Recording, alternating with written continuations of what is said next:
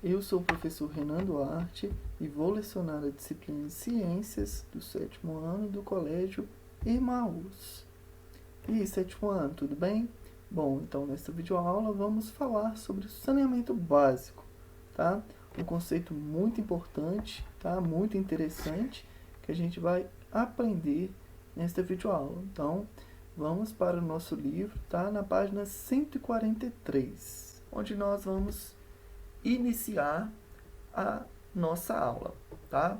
É um capítulo novo, tá, pessoal? Mas se relaciona bastante com a questão do lixo e dos impactos socioambientais, né? Que a gente acabou de aprender. Então, a todo momento eu vou voltar e falar um pouquinho sobre a questão do lixo. Então, bora lá. A água é tão importante para os seres vivos que sem ela não existiria vida na Terra, pelo menos não da forma como a conhecemos. Isso daí a gente já está careca de saber, né?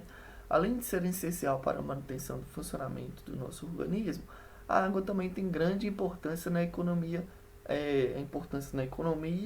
e para a sociedade. Portanto, não existe dúvida de que ela deve ser preservada. Contudo, isso nem sempre acontece. O ser humano é o principal responsável por essa situação, ou seja, impacto ambiental. Só que se poluir na água, pessoal, muita gente nem percebe isso. Além de já gerar um impacto ambiental, já está virando um impacto social, voltando diretamente para ela.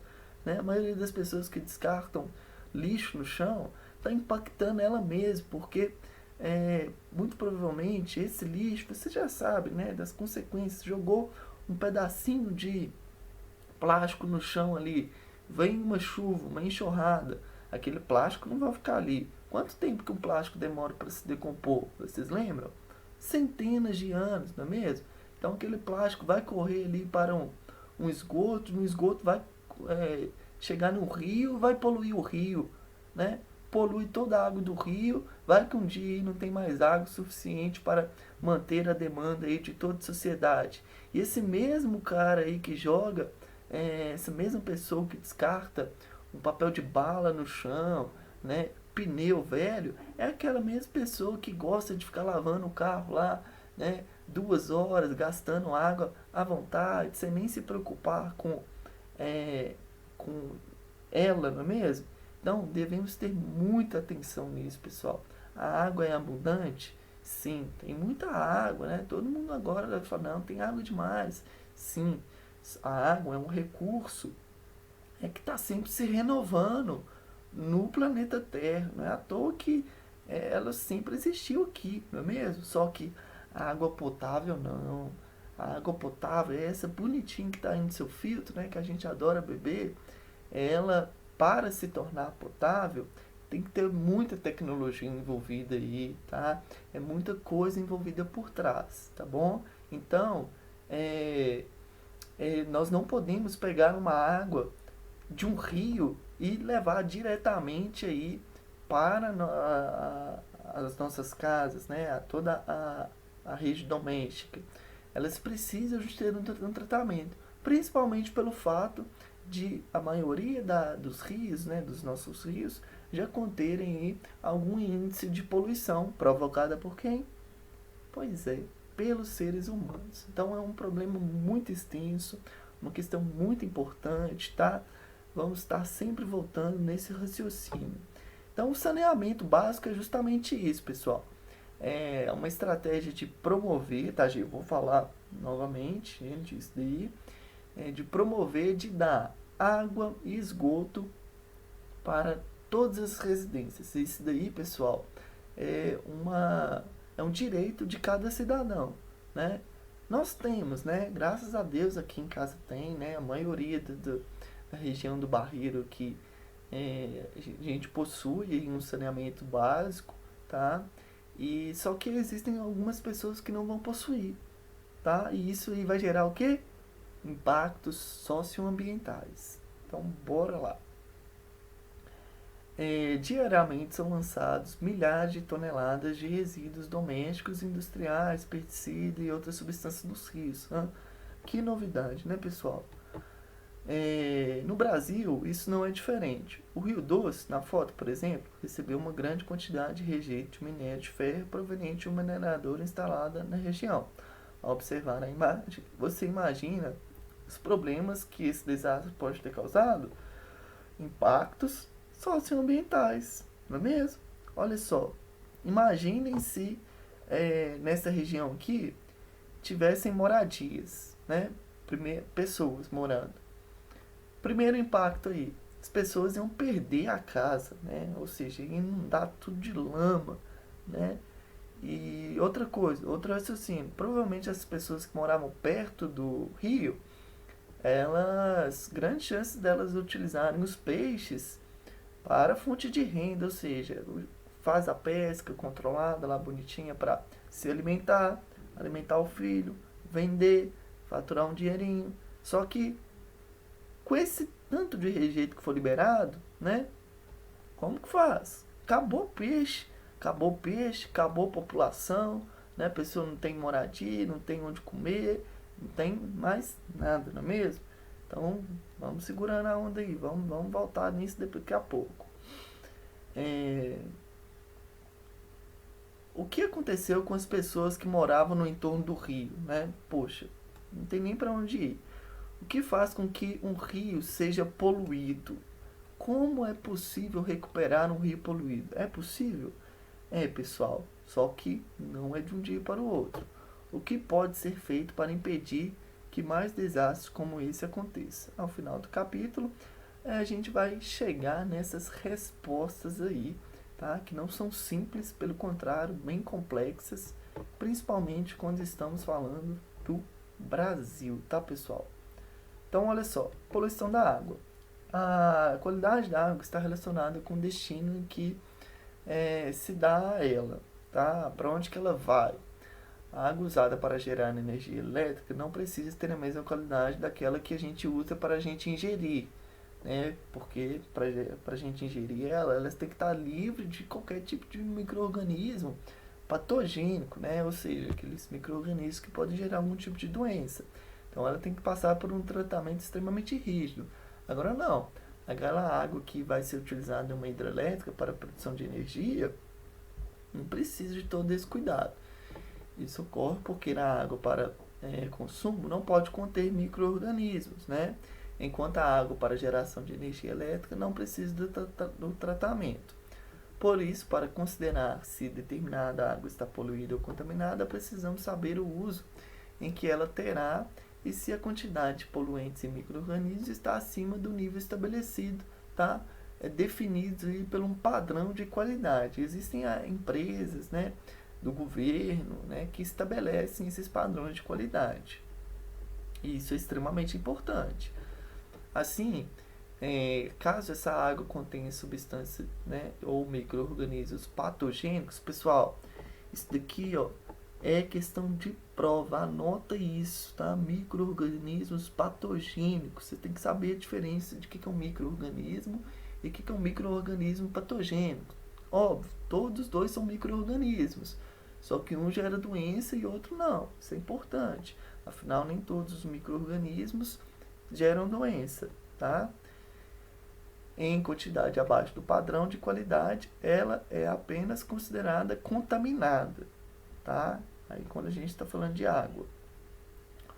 Por outro lado, se os poluentes e micro-organismos superarem esse padrão de qualidade, então a água estará poluída. De maneira geral, os poluentes atingem os corpos de água por meio de lançamentos de resíduos na água. Essa prática já ocorre há muito tempo, contudo tem ganhado maiores proporções nas últimas décadas, tá? Absurdo, né, pessoal? Poluente atingir o corpo d'água por meio de lançar, né? Ou seja, descartar, tá? Infelizmente assim, vou jogar lá, né? Não tem onde jogar, não tem o que fazer, vou jogar na água. A água leva embora. Absurdo, isso não deveria acontecer. E até hoje isso ainda acontece. No passado, quando as cidades eram menores, não havia preocupação com a poluição das águas, que eram limpas e abundantes. Naquela época, a quantidade de resíduos lançados na água era pequena e a ação dos micro-organismos presentes na água era suficiente para consumir a maioria desses resíduos. Com o crescimento nas cidades, o desenvolvimento da agricultura e das indústrias, não só aumentaram os resíduos lançados, não, olha só, piorou, né? Eles continuaram jogando. Como ainda foram surgindo subprodutos de indústrias, e eles continuaram descartando no rio, tá nem aí, né? Vamos tudo jogar no rio. Não tem nem impacto, eles nem sabiam o que eram impactos ambientais. A quantidade e os tipos de resíduos industriais, agrícolas e domésticos aumentaram tanto que os micro-organismos dos rios sozinhos não eram mais suficientes para despoluir a água. Sim, existem alguns, tá, que conseguem eliminar e decompondo aí, alguns resíduos, tá? Só que a quantidade é tão grande, tão extensa que não dá conta, né? Então, de fato, aí a água acaba se tornando poluída. Atualmente, além do acúmulo de resíduos, né, como plástico, tá? Os principais fatores relacionados à poluição da água incluem o uso descontrolado de fertilizante, pesticida e vazamento de petróleo nos oceanos e o lançamento de esgoto industrial e doméstico. Pessoal, o exemplo do Rio de Janeiro também, tá? Aqui está representando uma imagem do Rio Tietê, tá? Em 1930, ou seja, eles já descartavam alguma coisinha no Rio Tietê, né? Lixo. Ao longo dos anos, né? Foram só descartando lá. Hoje mais não é um rio, né? É um esgoto ao céu aberto. No Rio de Janeiro também possui a Baía de Guanabara. Vamos ter uma aula depois falando só dela também, do seu histórico, né? Pessoas, pesquisadores, né, já conseguiram avistar, né, até algumas baleias próximo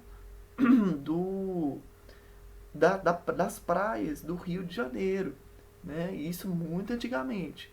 Só que assim como em São Paulo, né, como aí está representado no Rio Tietê, o Rio de Janeiro, capital, também sempre descartou o esgoto na Bahia, né?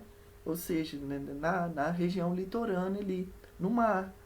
E isso poluiu toda a área litorânea do Rio de Janeiro. Tanto que algumas praias têm épocas do ano que são até perigosas de nadar pelo aumento pela quantidade de lixo descartado. E isso desencadeou uma série de impactos, como a gente já sabe, impactos socioambientais. Então façam a leitura desse um pouco mais aí, falando do projeto Tietê, tá? Muito interessante, tá bom? Falando aí sobre esse histórico, tá? Próxima aula, então, a gente vai entender a relação dos fertilizantes, pesticidas e a questão do petróleo, tá bom? Que impacta aí diretamente a vida marinha, tá? De toda forma. Vejam só nessa imagem aqui, pessoal, que é justamente lá na Baía de Guanabara, no Rio de Janeiro, tá? Um exemplo que eu acabei de dar para vocês, né? Então, antigamente, as pessoas já avistavam até animais extremamente difíceis de observar, como algumas baleias. Hoje, olha aí, um exemplo, né, de uma foto aí tirada em 2015. O que é isso? Petróleo. Então já não basta esgoto doméstico, né? Ainda pode ocorrer aí até vazamento de petróleo. Que coisa legal, não é mesmo? Infelizmente. Então na próxima videoaula a gente vai falar um pouquinho mais sobre essas duas questões, beleza? Façam as questões 1, 2, 3, 4 e 5 da página 154, tudo bem? Finalizamos a videoaula de hoje. Até a próxima, beleza? Bons estudos e lembre-se sempre, juntos no caminho certo.